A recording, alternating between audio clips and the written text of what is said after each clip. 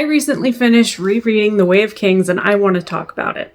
Now, this book has a very special place in my heart. It was my introduction into the Cosmere and it motivated me to get back into reading. So when I started rereading The Way of Kings, I was a little bit afraid that it wouldn't hold up to my memory of what it was. You know, like when you go back and you rewatch your favorite movie from when you were a kid, and then it turns out that it actually wasn't that good, you just had bad taste. I'm looking at you, Swan Princess.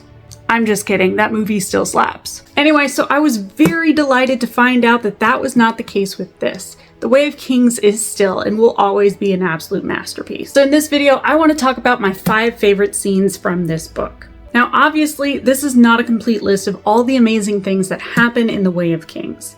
Also, please know that this is not listed in any sort of ranked order. These are just listed chronologically. I cannot rank them. My opinions shift depending on the day, my mood, and what I ate last. And with that, let's get into it.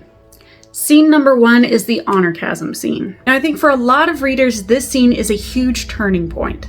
Narratively and emotionally, a lot of things shift because of this one scene with Syl and Kaladin. Prior to this scene, it was very difficult to push through Kaladin's chapters because of how dark and desperate they were. And in this scene, those elements really come to a head with Kaladin literally standing at the edge. 2 major things happen when Kaladin decides to walk away from the honor chasm. On the one hand, he promises that he's going to give it one more try. He's going to keep living and keep fighting because he promised Syl that he would. And I think that this scene is very true to some of the experiences that people who struggle with depression go through. Sometimes it really does take promising somebody else that you're going to give it one more try.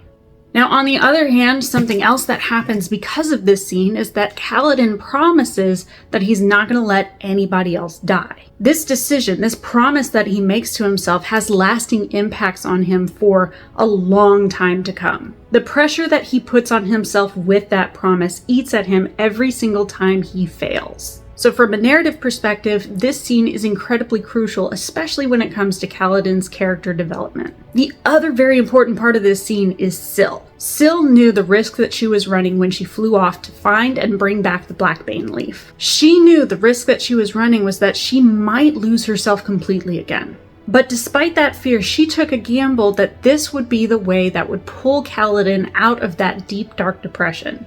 And it turns out that she was right. From a personality and character development standpoint, this is also a very important scene for Syl.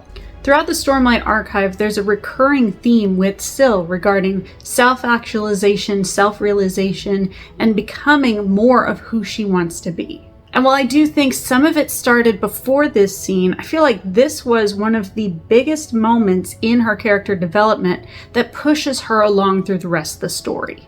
Also, I don't know how many other people feel this way, but I absolutely love Syl. Next up is the alleyway scene with Jasnah and Shallan. One criticism that I think a lot of readers have with Shallan's POV is that it's not as interesting or as action-packed as Kaladin's or Dalinar's POVs. But one thing that I think happens because of this aspect of Shallan's chapters is that it really makes scenes like this shine.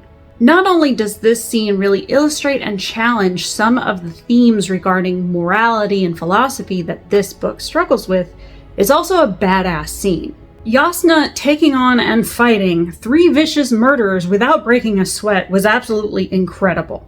Now, I take that back because the word fighting implies that those men stood a chance, which they did not. Jasnah absolutely bodied them. At this point in the series, we don't know much about surge binding. We just know that there's a magic system that some of the characters are kind of starting to toy with. But during my reread, this really emphasized to me just how much Jasnah had already mastered her powers. She is so calm, cool, and collected when she annihilates these men. There is no fumbling, there's no uncertainty. She just goes in there, gets it done, gets out. And it's no wonder why a group like the Ghostbloods would want her dead. If there's anyone who can pose a challenge to them, it's Jasnah.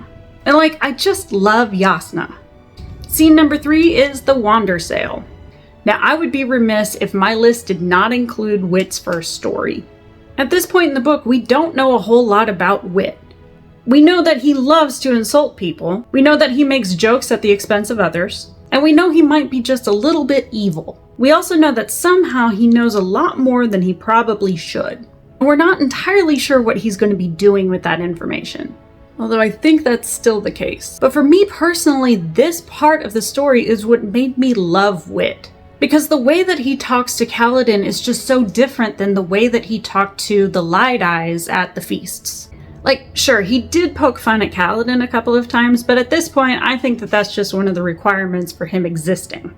But something that really stood out to me during this scene is the amount of effort and care that Wit displays when he's talking to Kaladin, and especially when he's telling the story of the Wandersail. Because of the story that Wit tells Kaladin, and then the conversation that they have during this scene, Kaladin goes back to Bridge 4 with a renewed sense of determination to push through. This is really the triggering event that allows Bridge 4 to pursue freedom. From a narrative perspective, this is incredibly important, not just because of the trajectory that Kaladin and Bridge 4 are now on, also because we start to get the sense that the role that Wit plays in this story is a lot bigger than just the court jester. Also, I just really love Wit. The fourth scene I'd like to highlight is We Have to Go Back. Now look, did I know that Kaladin was going to make the right decision and save Dalinar?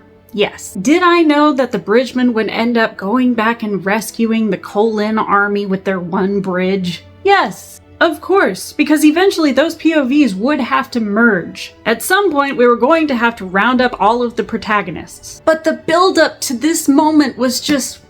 and it gets me every time, including in the rereads. Witnessing Kaladin's internal mental struggle because he wants to save the Bridgemen, but he also knows what the right thing to do is. Seeing the way that Syl responds to Sadeas's treachery. Watching as the Bridgemen all come together and make the same conclusion. Because remember, at the very beginning of this book, all of the Bridgemen were pretty selfish. Did they have every right to be selfish? Yeah, they were dealt a pretty crappy hand. But at this moment, they all silently and simultaneously come to the same conclusion that they need to save the Kholin army. There's nothing in it for them.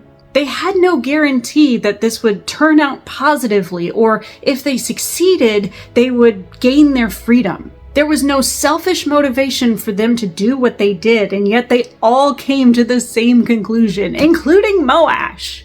So when it all culminated into the one line that Kaladin delivers, we have to go back.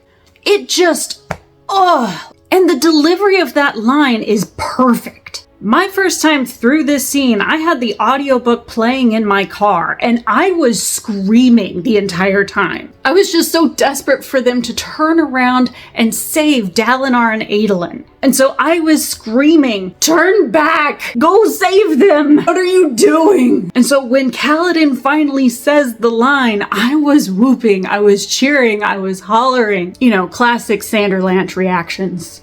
And this is still, to this day, one of my absolute favorite lines in the entire Cosmere. Last on the list is For the Bridgemen. Now we know that Brandon Sanderson saved some of the most badass lines for Kaladin.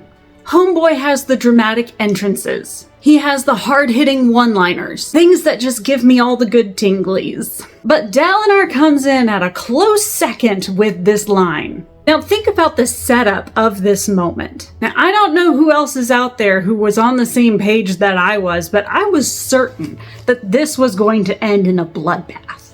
I would have bet money that the reason why Dalinar was pulling out Oathbringer was so that he could ram it into Sadeas's gut.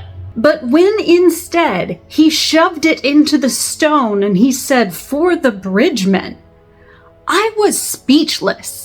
You know, all of that whooping and hollering and shouting that I did during the "we have to go back" line? Yeah, none of that for this one.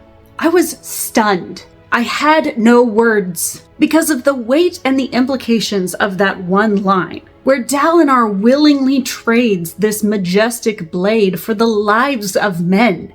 Like many of the scenes on this list, this was an incredibly important moment in the story for character development, because Dalinar didn't hesitate. He didn't and haw about it. He didn't consider. He didn't hold up his blade and go, "Do I? Don't I? Do I? Don't I?" No, he just rams it into the ground and he doesn't even look at it twice. And you know what? That's hot. But also, this is one of the big moments where Dalinar shows who he truly is and where his values lie.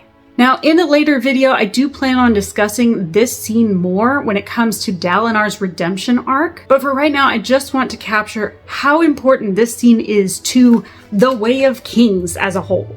Because this scene really illustrates some of the big themes that are at play in the book. Things like, what is the value of a man's life? And how far would you go to protect the ones you love? And it is just aces. And that's the list. Let me know in the comments what you think about the scenes that I chose for this video. What really stood out to you about those scenes when you read them? And what were some of your favorite scenes that didn't make the cut? Let me know in the comments. I'd love to hear your thoughts. Until next time, journey before destination, everyone.